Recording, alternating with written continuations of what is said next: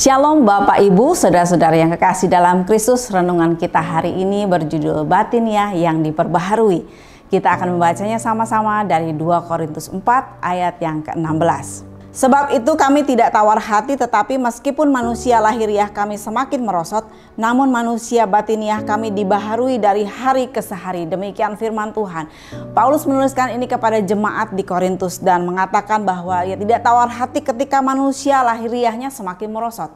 Tidak dapat dipungkiri bahwa setiap manusia pasti mengalami kemerosotan secara lahiriah. Sejak kita lahir menjadi seorang bayi, kemudian menjadi anak-anak, kemudian menjadi remaja, dewasa, dan akhirnya menjadi tua. Ketika kita menjadi semakin tua, tubuh kita ini tidak dapat dipungkiri kekuatannya semakin berkurang. Ketika kita begitu masih banyak bersemangat untuk mengerjakan banyak hal, tetapi kekuatan kita tidak lagi sama seperti ketika kita muda. Tetapi yang luar biasa, apa yang membuat Paulus tidak tawar hati? Ternyata karena manusia batiniahnya selalu diperbaharui dari hari ke hari. Kalau kita perhatikan bagaimana kita bisa melewati setiap musim dalam hidup kita.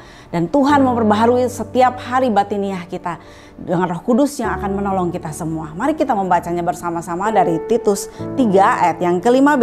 Demikian firman Tuhan.